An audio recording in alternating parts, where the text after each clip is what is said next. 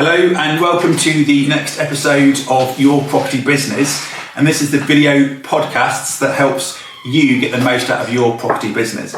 And today I'm delighted to introduce and talk and chat with property investor Mark Chester. So Mark is a local property investor, property developer, and he's here to share his knowledge and ideas, particularly with new people looking to get started in property for their first time. And Mark is excellent at networking, relationship building, and giving advice to new investors, and also recognises the importance of multiple streams of income, whether it's property or otherwise.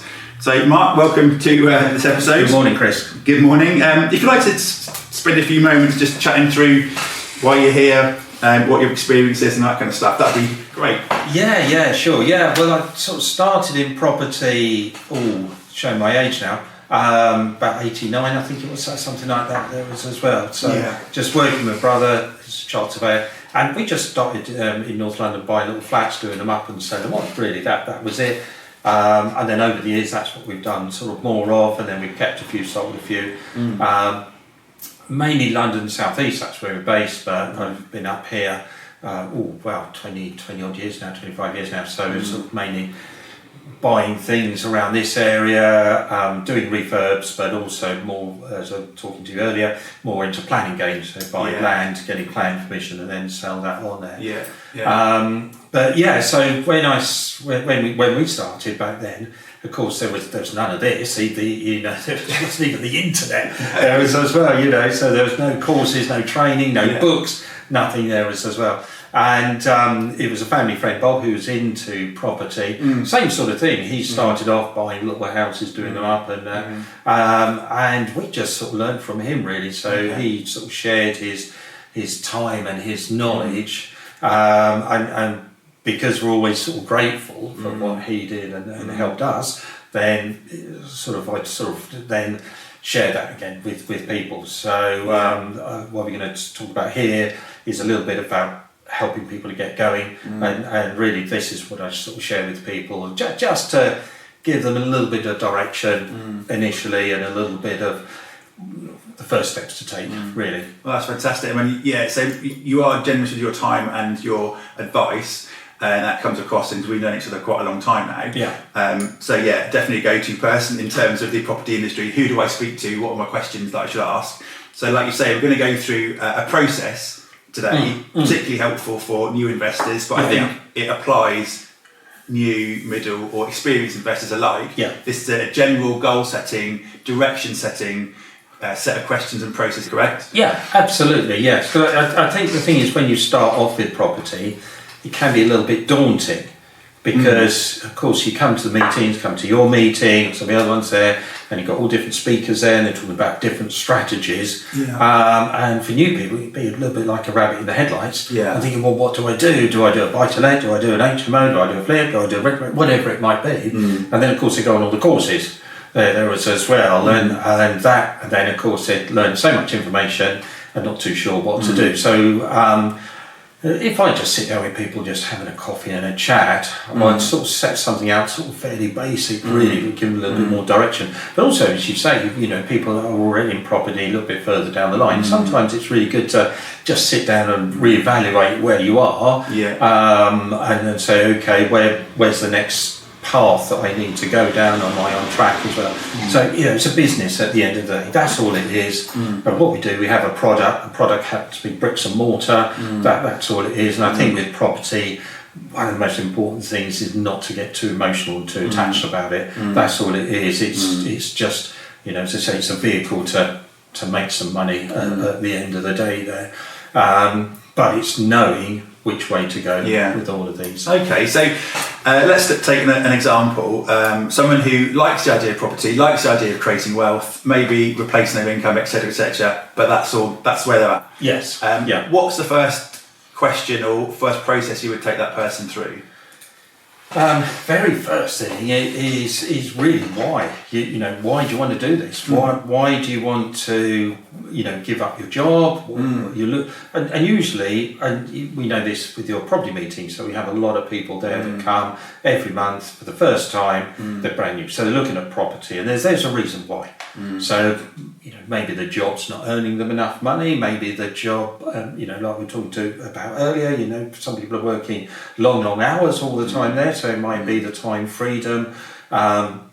It might be that they've got to the top of their pay scale and they can't see any promotion or moving up. So there's always a reason why there. And of course, as I say, it's as solid as bricks and mortar, but it's a sort of good, solid investment as long as you know what to do. So the first thing people need to do is to look at why they want to get into property there. Okay. So it's having that reason, and I think the thing to do, we've got pen and paper here, is to write this stuff down. Yeah. That is the most thing. You can't do it in your head. No. You must write this down, because the thing is with property, we're talking about high ticket priced items. So what's the cheapest property you could buy in Norwich? How much would that be? I don't know, 1-bedroom flat in Norwich, what's the cheapest? It's over 100. £100,000. Yeah. So the minimum we're talking about is £100,000, upwards from there as well. So we're not talking about little things for £5 or £10 or whatever it might be. So we're talking about sort of higher priced items there. And then the relationship of the amount of profit that you can make from something like that is obviously much bigger. So it is a business, and you have to write down as a business plan. If you treat it as a hobby and you don't, and you got it in there, you'll always earn a hobby check. If you treat it as a business, you will earn. That's really refreshing to hear, because that's the whole premise of this podcast. It is a business. Let's treat it like one. Yeah. Whether it's your new experienced, let's start treating it like a business. So the person you're in front of might have just given you some reasons why. Maybe it's security, maybe it's legacy, maybe it's cash flow, time, etc. What sort of questions do you then start asking that person? First question, which is a great one, is if you had more time and more money, what do you love to do? Right. That's the first thing there. So challenging question. Yeah, so it might be playing golf. Okay. Like after this afternoon, I'm going to a classic car show. Okay. Because I'm into cars and motorcycles, so for me it's to buy more cars and motorcycles. But so I'm going off there this afternoon. So it might be that. It might be that you like travelling. There, a lot of people want to do more travelling. It might be going to the theatre. So we went to Elton John the other week. There was 4 of us. We went to dinner. The ticket was £100.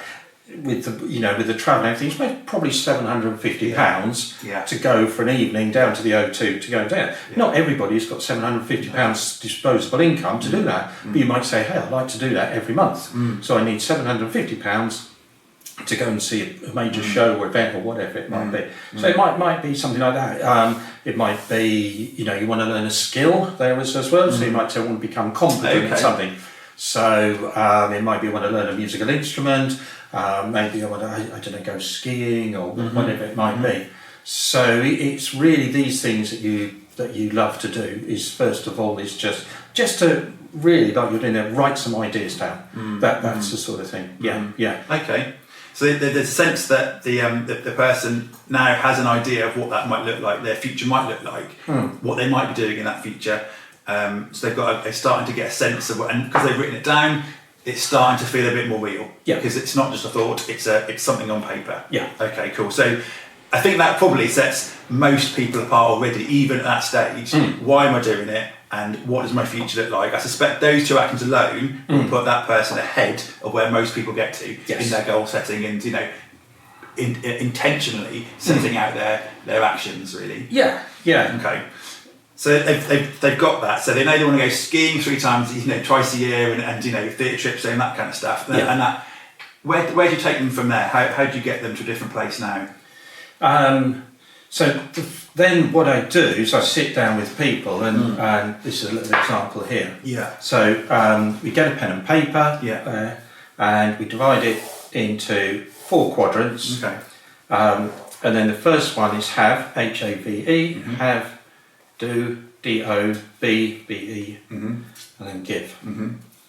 So these are what I call the 4 goal setting quadrants. Okay. So this is where you want to write, and it doesn't matter what you put in the list there. So the have is possessions. So this is where you want to write possessions. So, for a lot of people it might be a new car.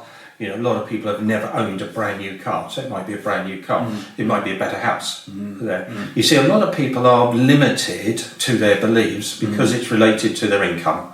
So they say, this is what I earn, so this is what I can achieve in my life. Right. So yes, I'd love to have a brand new car, I'd love to have a big house and all these sort of things, but because I'm never going to achieve that in my job or my income, whatever, so their goals and dreams are always repressed there. So this now, because you're looking at property, this could be a way you can achieve it. So, and it's quite interesting because when I sit down with people to write goals, do you know what?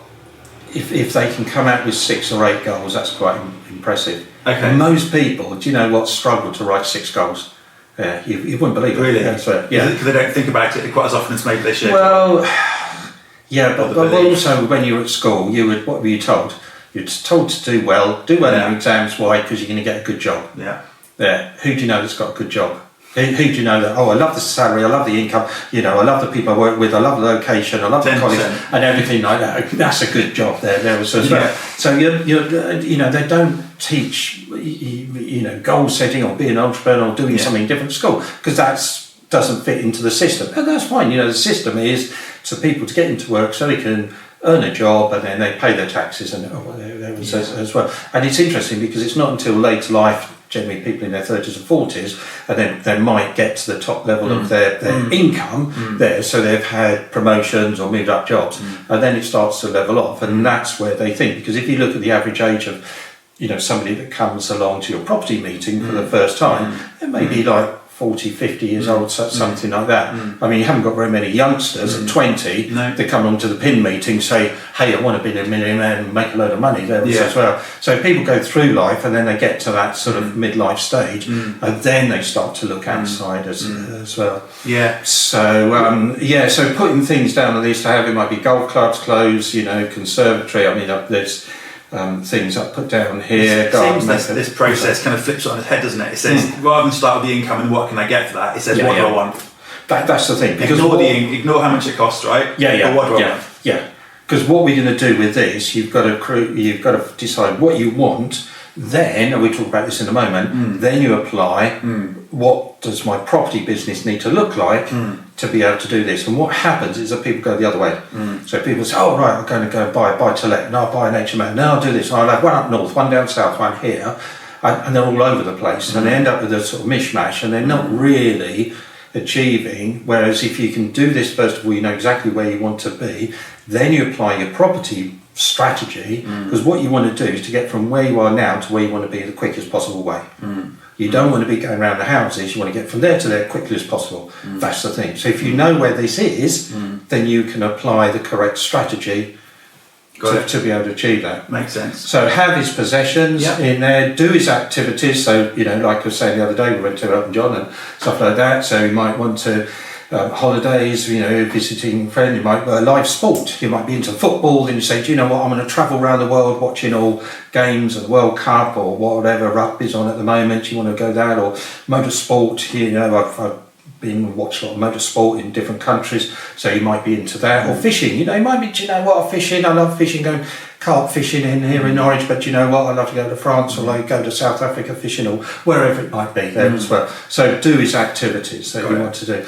And then B is where it's where you learn a skill. So that might be either you want to become you might say, well, you look like a lot of people that come to the PIN meetings. As they get into property, they want to learn, say, for example, public speaking, because they want to stand up in front of people and then share their knowledge. And that was one of the things for me. So I went on public speaking courses. So, I talk at your meeting and I talk at a lot of other areas as well. So public speaking for me was the worst thing I didn't want to do. Okay. Now, I stand up at your meeting and you wouldn't have thought it. I love it. I could stand there all day chatting away, So that might be something there. But it might be you want to learn a skill. You might want to learn a musical instrument or get better at something as well, and then give is where you give time and money to good causes. So I think that's the thing, is people become more successful. Either you have more time in your hands, you think I can now donate time to a good cause, or I can give money to there as well. Brilliant. So they're the four quadrants, and it doesn't matter what you have there as well. So for example, I used to have a lot of stuff in the have to do. Now I don't. Mine's now into the do. Do and give. So you will move around quadrants there. The other thing that's really, really important, particularly if you've got a partner or a relationship or children, is to get them to write this as well. Right. Yeah. Really, really important. Together. Because if it's all for you, you can get resistance from a partner. Got it. Oh, you're out doing this property thing all day there as well. But if you say it's for us and we do it there, that then brings them in there, and then I've got to go to a property meeting, and then the kids said, oh yeah, but we were going to go to Disney now. Get out the door, Dad, go to the property meeting, come on, because we're going to make the money and go to Disney. So it's very important to include loved ones in what you're doing. That's excellent. So I'm just going to move us on to, so we know what the future looks like. We know what we want. We've been brave. We've got 6 to 8 goals. Cars, homes, activities. Yeah. Now what do you do with that information? That costs some money, right? That's got a price ticket on it. Yeah. That stuff. Yeah. Okay. So then what you want to do is to put values against it. So if you say, right, I'm going to have a new car, whatever it might be. I mean, you've got whatever your car is out there. Yeah. Have you got that on a lease? Yeah. Okay. So you've got to say, well, whatever that car is, and then you put down the value of the lease. Yeah. That's how much it is per month there as well. So I want to, you'd say, right, I'm living in a 3-bed semi, I want to live in a 4-bed detached. Okay, what's the difference in the mortgage? So then we've got the mortgage. How much is that going to cost there as well? And then so like I said, the tickets there were $7.50. So we put that, what do we want to do? We want to go, go and watch, I don't know, get a season ticket for Norwich or something like that. Have a match that is, I don't know, what's the season ticket for Norwich? I don't know. Whatever. But you put that, so you put values against all this stuff all the time there as well. And then what you do at the bottom, you've then got a value of how much per month you need to fund your lifestyle. Cool. That's what it is now. And so this is everything that you want. That person might have seen the number, staring them back at and that's there on a bit of paper. Yeah, that's it. Yeah. Okay. Yeah. Remember, this is a business plan. Yeah. Okay. You see, any other business would have a plan. Right. So this is why it's really, really important to write it down rather than just have it up here, because what goes in here can disappear out the other side. Yeah. So now we know per month what we need to make per month to fund all of this lifestyle there. So we're quite a few stages down the line. I mean, that might feel like stage 1, but actually no, we've done quite a lot to get to that point. Yes. We now know what the end looks like in monetary terms. Yes. And then that's, I think sometimes some people come with that to the PIN meetings. Some people don't. But let's assume they do, and they're still stuck because great, that's that £3,000 number or £5,000, whatever number that is. Yeah. Yeah. Kind of now what, there's lots of education, training, etc. and avenues you can go down, but how do you sort of dissect that a bit further? Okay, so what 2 other bits to add on to this there is as well. It's great to write it all down, but it's also really good to have it in a visual format. Okay. Now, some people will build a vision board. Okay. So they get a board on there and they'll put pictures, so they've got a picture. Because what the thing is, when you get started on property, most people are going to have a full-time job there as well. And then if they've got a family, they're doing family, then you've got to try and fit property around it. So the time can be very, very challenging. So it's great to have it written down, but visuals, because we take in 80% through our eyes, 20% through the ears. So again, it's a business plan. If you were a business owner and you were going to have a shop, what the shop front looks like. If you're going to have any of these products, you'd have visuals of what the product's going to look like. But what you want to do is have visuals of what your lifestyle will look like. So you can do that, or I did this years and years ago, which is actually I put a goals book together. Okay. So I put stuff in here. So I'm into cars. So there's a picture of cars there as well. I've had pictures of the holidays to go on. Wow. Their balloon flights. I've done a balloon flight, but I've ticked it. £139. Okay. So you know what that is. Parachuting, done that. £250. Okay. So you could say, well, that might be 1 month's rent from that house across the road on Nelson Street where we are there. You see, so 1 month's rent. I've gone. What strikes you about that is very deliberate. It's not a wish or I might want to. This is it. It's a picture, it's a number, and it's got a tick against it. Yeah, absolutely. It's very deliberate. Yeah. I mean, my girls used to do karting, so we used to do that. As I said, you might go to shows. Again, if you've got children, they get expensive. So you've got after school activities, school holidays, all this sort of things.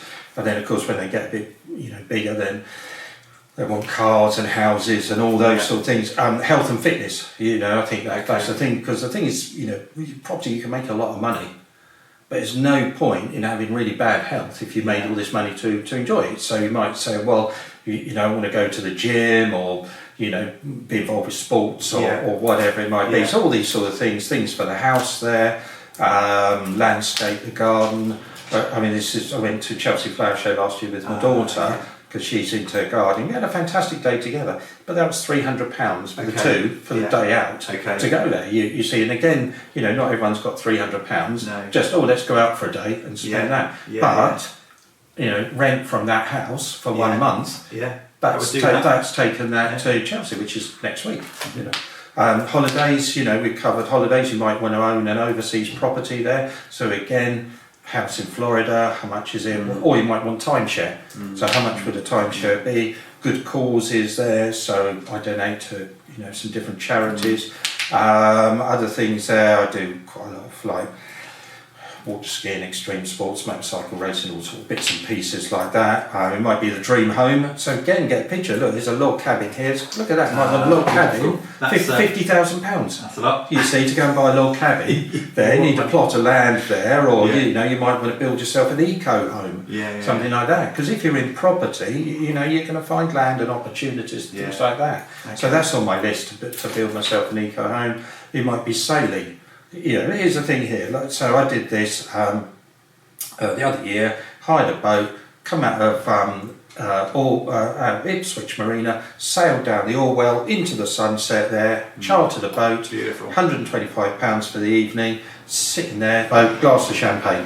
Well, it's and that's a memory. And that's a memory there as well. So that's half the rent of that house per month, and you've done that, and we had a good time. You might be learning an instrument or whatever, or all sorts of things. So visuals are very good. So write it down. Have visuals. Have visuals, but again, get the visuals if you've got the family. Yeah. You see, when I started this years ago, my two daughters, very young, had grown up, left home.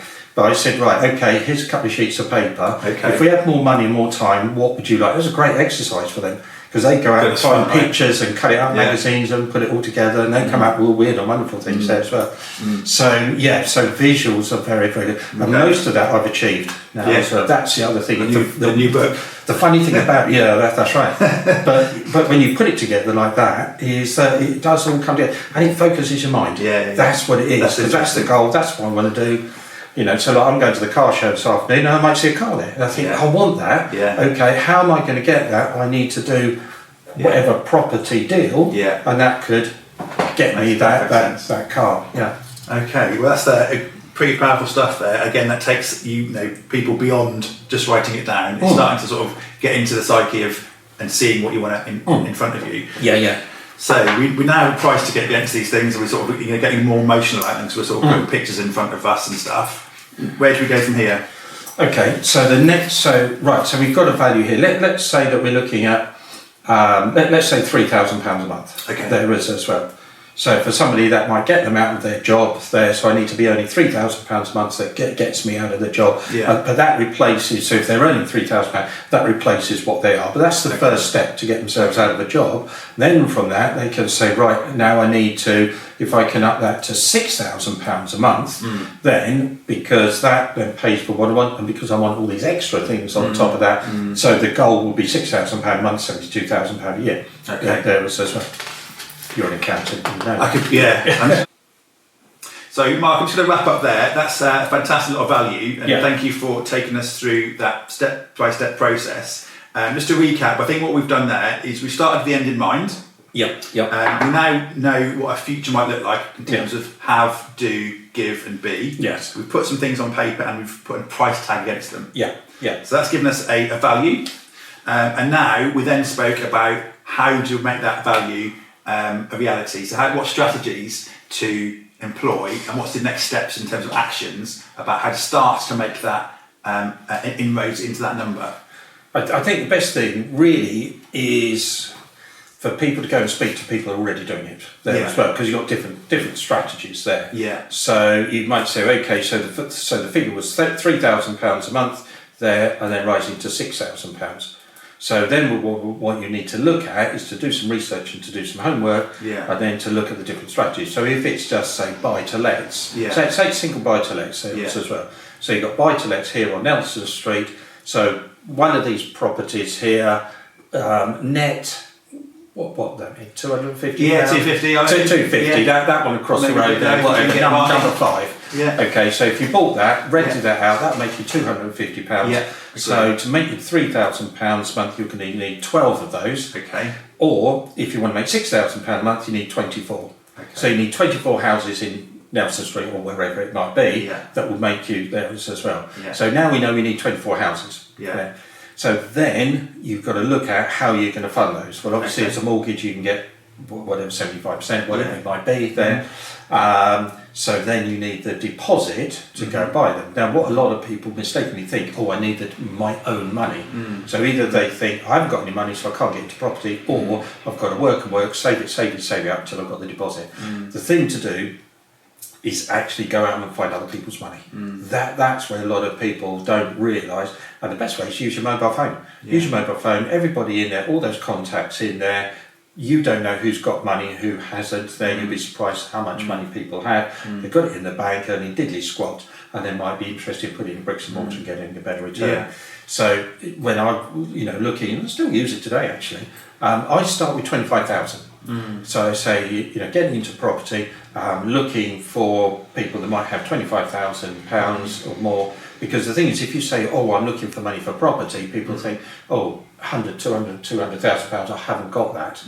Whereas the deposit, you can have a couple of people with £25,000 each there to put it in, and that could raise the deposit to go and buy it there. So that's the first stage. You use your mobile phone, speak to people there, because you don't know. Somebody's got no money today, and then next week Granny dies, sells a house, and suddenly they've been left £100,000. I think that again it flips it on its head, doesn't it? Rather than saying I have this much money so I can buy this many houses, it's saying how much money do I need? And that's a different question. Yes. Because then you ask yourself, how do I get that money? And I think that's the whole skill set in itself. I think one of the primary skill sets for property investors and developers is how they do that. And I think we've just had a great example there. Ask people you know. Friends, family. So I did this in the early days. Ask friends and family. I JV'd several times with friends, family, and now business partners, because it was easier to buy houses with other people than it was yourself.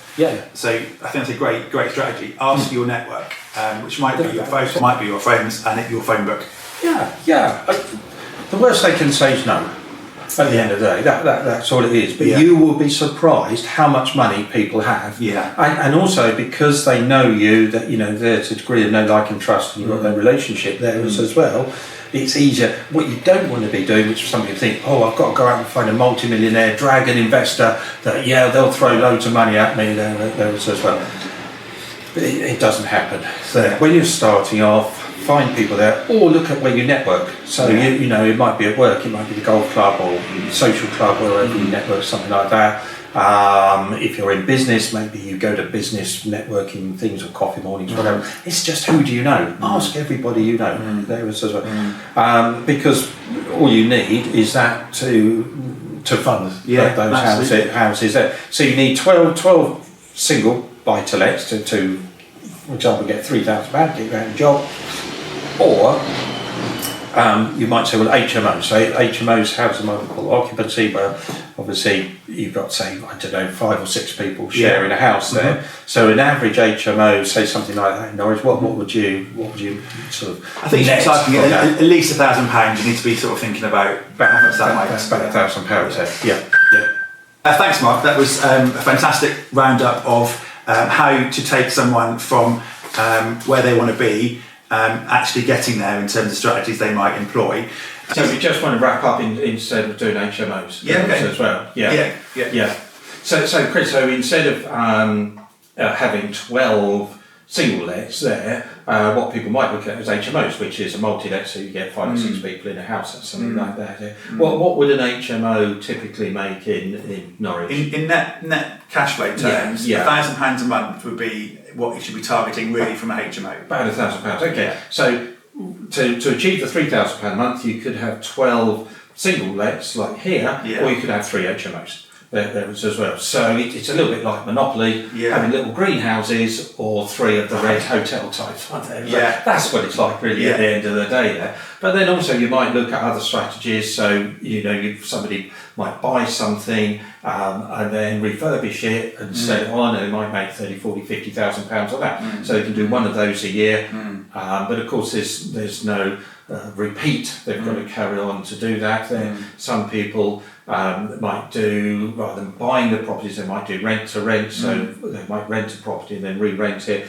Personally, I think it's always best to buy stuff because you're in control of it and you can own it. And of course, if you are going out finding your investors, then there shouldn't be a problem really. But the thing to do with all of these things is come to the meetings. Find people that are doing different strategies. Come and have a chat with you. Come and have a coffee. I think we're a similar outlook. Let's have a chat and explore how we can move forward. And that's the thing. So get a lot of knowledge, get information to start with there. Look at whatever strategy might be. I think that these are probably the easiest ones to start with there. Start with the single lets because you can get that under your belt, get a couple of those to get started with. That will give you the experience. But also if you're going to mortgage company or lender, you've got a little bit of experience. That's right. So that's what I would start with. These little sort of terrace places like that, they're good to start with. Don't go along to one of the meetings. There's a speaker there and say, "Oh yeah, I do this and do this," and "Oh look at this, I made all this money." Yeah, because that's the only strategy they do, and they've had years of experience of doing it.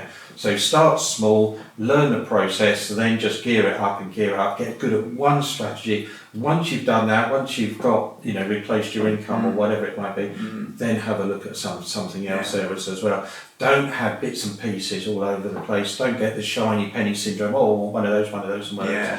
Just get focused on one thing to start with. How important is it, do you think, to surround yourself with a support network? And how do you sort of make that happen in your life?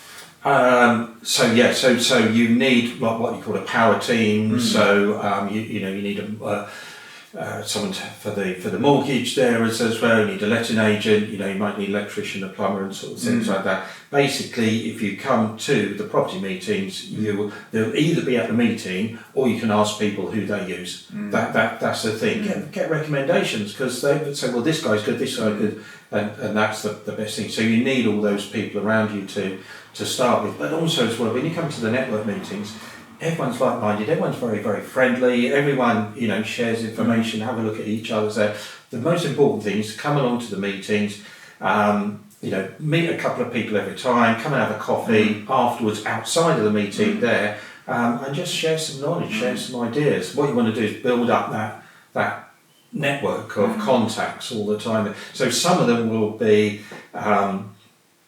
there might be for a cup of coffee just a little bit of a mentor or an idea, or you can say, "Look, I've got this property running past them, what do you think about this?"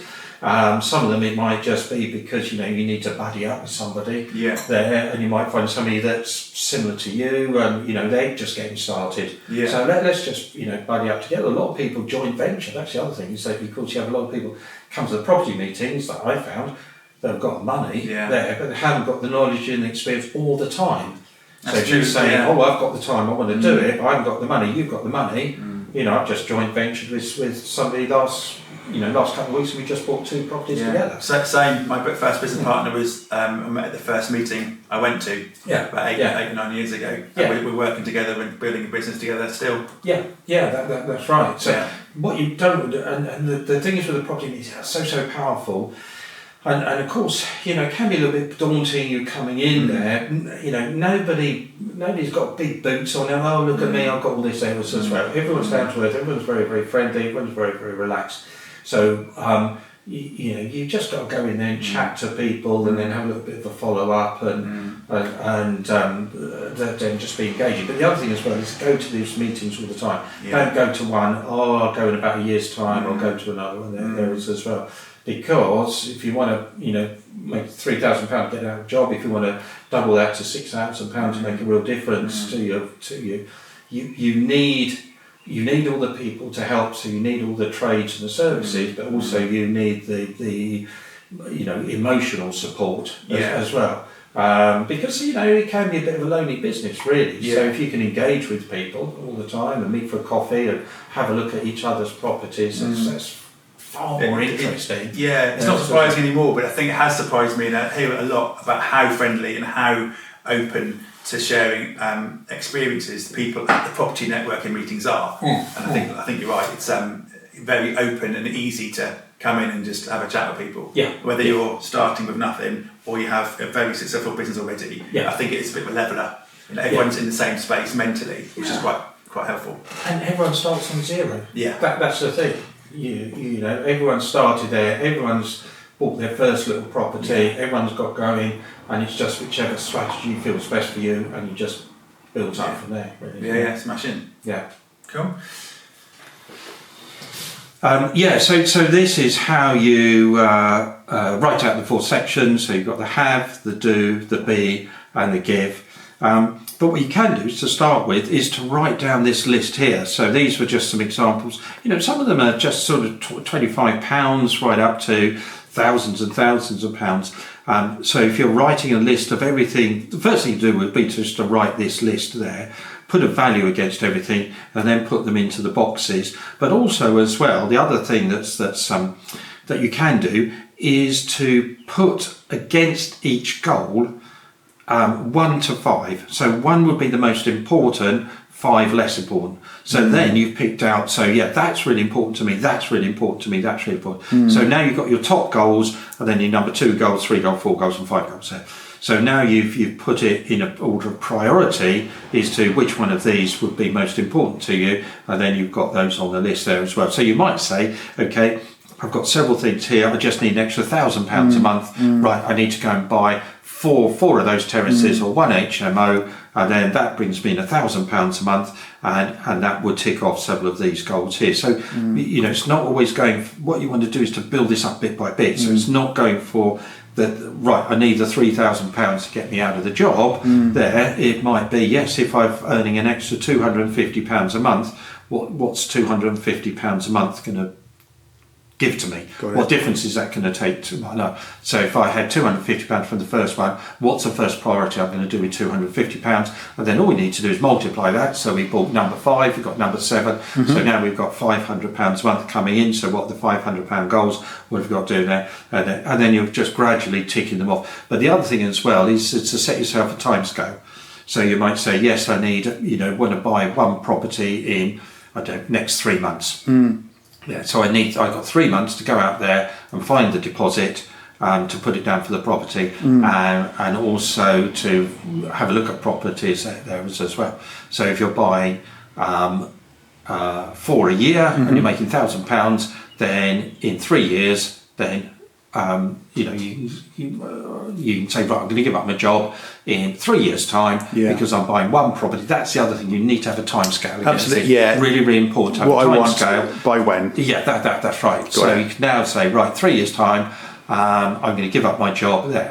But then, can you do it quicker? So instead of buying one property every 3 months, can you buy one every 1 month? Because all you need is the deposit. So if you're going out talking to people and find the deposits there, then maybe you could buy one property per month, and actually in 12 months you've given up your job in 12 months rather than 3 years' time. No, smashing. Useful stuff. Thank you very much for that. So now we know what the figure is, what's our next step from here?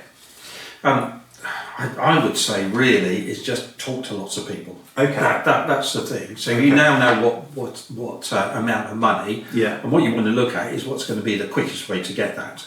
So from where you are today to where you are, say £3,000 a month, what's the quickest way? So the thing to do would be and I would sort of suggest to people, come to the property meetings there, speak to lots of people, don't be shy because everyone's very friendly, very open. Find out who's doing what. I would say particularly, people like yourself, letting agent, obviously, you've got experience of which ones are going to do there. If there are people there that are doing developments or refurbs or flips, have a chat with them. If somebody, you might get people there that are just buying land and doing new builds and saying, well, that's quite an advanced strategy, those sort of things. They just get a lot of knowledge. That's the first thing there. Drink a lot of coffee. There as well. Yeah. Really, to be honest, if you want to make a lot of money from property, drink a lot of coffee. Yeah. Just be meeting up with people. How many coffees have you had this month? Is a good measure, right? Yeah. So I go to about 3 or 4 property networking events per month, and I look to meet 2 or 3 new people from there. Okay. So I'm meeting, maybe 6 to 12 people, or whatever, all the time. I'm meeting up for people for coffee because never know where it's going to lead. There as well. So they might want to come, bring some money to the table, want to work with me, or it might be just. I just share some information with them and have a chat, whatever it might be. Yeah. But you need to build your network. Most important there. I guess that'll probably help you formulate the ideas about which strategy might resonate a bit more. So you've got a number, which is great. Yeah. And then, but sometimes you might be more drawn to one than the other. Either because of the cash flow issue, or because of the cash requirement issue, or maybe because you just sort of have an affinity for that strategy. But I guess talking to people who do different things, you're going to know. So just talking to people about single lets won't open your ideas to other strategies that are doable. Yeah. So I think that's right. You just expose yourself to other things. Yeah. Just spend a couple of months, 2 or 3 months. Going to a lot of property networking events, you can find them all online. There's loads of them all around there. Go to as many as you can. Meet as many people as you can. Lots of conversations there. Be sitting down with them. Write down some numbers. Write some ideas. How do they get going? How do they find it? Whatever it might be. And then that will just formulate a better idea of the strategy that it's going to be. I would say. Not necessarily one that you like, but it's one that's going to be the most efficient. That's the only thing. Yeah. So it might, I love little single lets, but that's going to take a long time to get there. Yeah. Whereas if you do say, HMOs, not so keen. Yeah, but HMOs will get you there half the time, or make you more money at the end of the day, or whatever it might be. Yeah. Or just, do a refurb or conversions. Some people take properties and commercial, like I've got a little one at the moment, and you're converting it from a commercial to a residential. There is as well, and the uplift on that. But some of those are a little bit more advanced, really. But just drink a lot of coffee, meet a lot of people, network all the time, because it's not. People say, it's not what you know, it's who you know. No, it's not. It's not what you know, it's not who you know, but it's how well you know them. Yeah, that's the thing. You've got to know people really well, because also the other thing is that when you're getting started, you need help and advice. Yeah. You might say, I need a solicitor. Right, okay. So in the group, what solicitors, do they use? And then, the majority of them use this person. Right, that's the person to go to. Or for example, I was doing a property, I needed a particular mortgage certificate for this property I was working on there as well, and it was someone that was at your meeting there as well, who's a mortgage advisor but also does property as well. Yeah. So I asked him and he said, this is what you need, and this is the surveyor to talk to, because they do that certificate there as well. So straight away I picked up the phone and bang, that was totally agree with that. Sorted. Yeah, I've definitely been guilty in the past of holding on to questions far too long, expecting the answer A to come to me or B to research it myself. What I should do, who are 3 people that I can call that might know the answer? You don't need to know. Within 2 phone calls, you'll definitely get to the right person. That'll take you about 10 minutes. Yeah. And then you'll be further on the journey than you would have been before. So I totally agree with you. Ask the question, don't hang on to it. That's right. Yeah, and that's all it needs to be, really. But also it makes it easier, and also as well you make less mistakes. Yeah, because that's the thing. Because if you do make a mistake in property, it can be expensive. That's the other thing. Because of course you're talking about, as I said, high ticket price items. So you don't want to make a mistake. No. So if you've got this network of knowledge and information you can call on, then we all do make mistakes somewhere or another. Things go wrong, whatever. But that's part of the learning curve.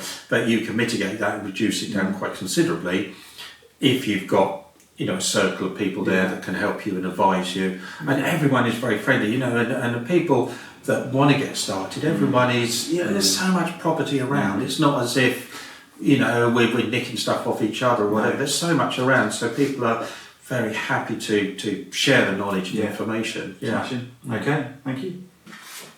So thank you for watching this episode of Your Property Business. If you're getting value from this interview and this content, please hit the subscribe button and like the video. My name is Chris Jones, and this has been Your Property Business Podcast, and see you next time.